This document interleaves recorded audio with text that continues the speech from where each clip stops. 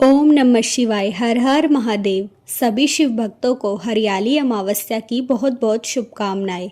सावन मास की इस हरियाली अमावस्या के दिन आज हम सुनेंगे इसकी पावन और पौराणिक व्रत कथा। सावन मास की हरियाली अमावस्या के इस परम पावन और जागृत अवसर पर अपने पूरे परिवार को लंबी उम्र, अच्छी सेहत और पितृ दोष से मुक्ति दिलाने के लिए कमेंट बॉक्स में हर हर महादेव और जय मां लक्ष्मी अवश्य ही लिखें।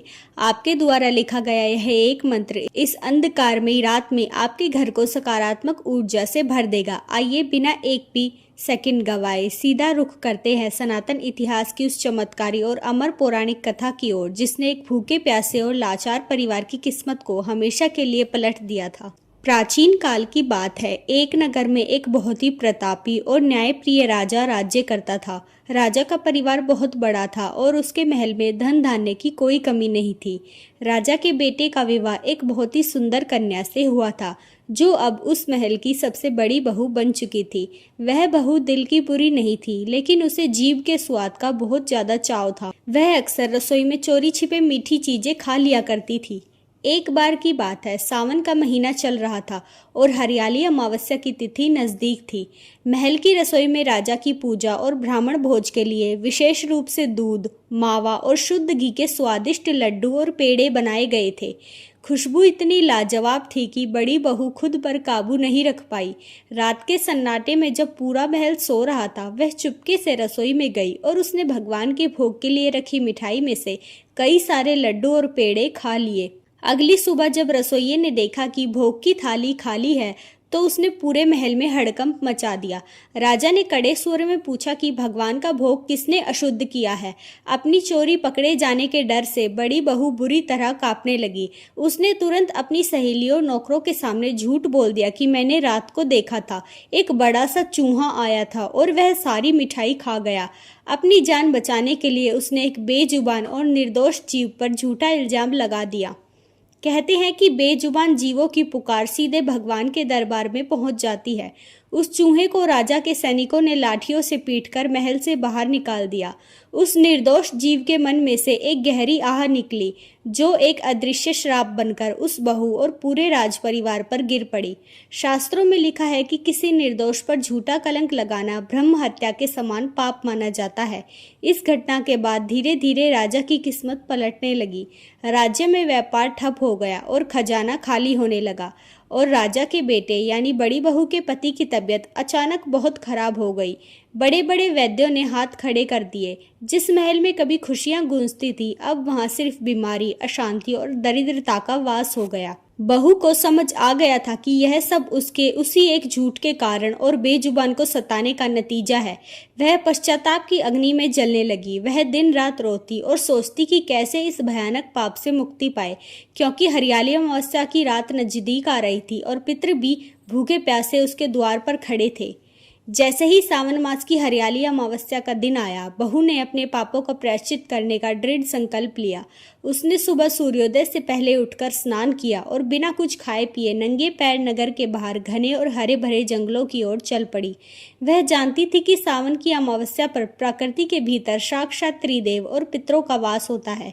जंगल में उसे एक बहुत ही प्राचीन और विशाल पीपल का पेड़ दिखाई दिया, जिसके पास एक नीम का पेड़ भी था। बहू ने वहां की मिट्टी को साफ किया और अपने हाथों से एक सुंदर मिट्टी का शिवलिंग बनाया।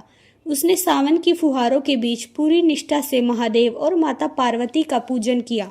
उसने पीपल के पेड़ की जड़ में कच्चा दूध और जल अर्पित किया, चंदन का तिलक लगाया और आटे का एक चौमुखी दीपक जलाकर वहां रख दिया। इसके बाद उसने हाथ जोड़कर आंखों में आंसू भरकर रोते हुए कहा, हे देवादिदेव महादेव, हे साक्षात प्रकृति रूपी माता पार्वती, मुझसे स्वाद के लोभ में एक घोर अपराध हुआ है। मैंने एक निर्दोष जीव पर झूठा कलंक लगाया। कृपया करके मेरी उस भूल को क्षमा करे और मेरे पति के प्राणों की रक्षा करे। बहू का पश्चाताप इतना सच्चा था और सावन की हरियाली अमावस्या का प्रभाव इतना शक्तिशाली था कि पीपल के पेड़ के पत्तों से एक अलौकिक दिव्य रोशनी फूट पड़ी। देखते ही देखते साक्षात भगवान शिव, माता पार्वती और धन की देवी माता लक्ष्मी वहां प्रकट हो गए। भगवान शिव ने मुस्कुराते हुए अपना त्रिशूल उठाया और बोले, हे पुत्री, तुमने सावन की इस पवित्र अमावस्या पर पेड़ पौधों की पूजा करके और मिट्टी के शिवलिंग का अभिषेक करके पूरे ब्रह्मांड को तृप्त कर दिया है।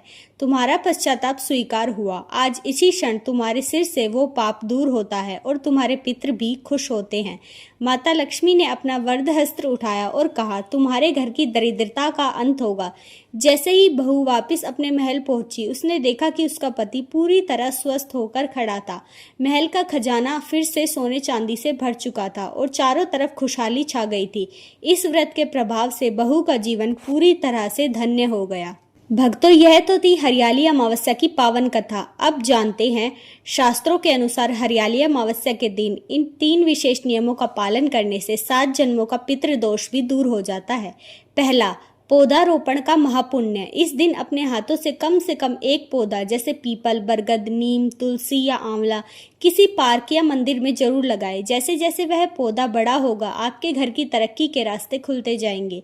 दूसरा, पितरों के नाम का दीपक। इस दिन शाम के समय घर के दक्षिण कोने में या किसी नदी के किनारे पितरों के नाम का एक घी का दीपक जरूर जलाए। इससे भयंकर से भयंकर पितृदोष भी शांत हो जाता है। तीसरा, शिवलिंग पर हरी चीजें अर्पण। इस दिन शिवलिंग पर हरे रंग की चीजें जैसे मूंग की दाल, बेलपत्र और दुर्वा यानी कि घास चढ़ाने से बुध ग्रह मजबूत होता है और व्यापार में गजब का मुनाफा मिलता है। तो भक्तों, यह थी सावन मास की हरियाली अमावस्या की संपूर्ण कथा और साल 2026 के 3 महानियम। उम्मीद है यह वीडियो आपके जीवन में सुख और समृद्धि लेकर आएगा। वीडियो को एक प्यारा सा लाइक दें और इसे अपने मित्रों और परिवारों के साथ जरूर शेयर करें। हमारे चैनल डेली स्पिरिचुअल स्टोरीज को सब्सक्राइब करना ना भूलें और बेल आइकन भी जरूर दबाएं। मिलते हैं अगले एक और नए पौराणिक कथा के साथ। तब तक के लिए प्रकृति से जुड़े रहिए। हर हर महादेव।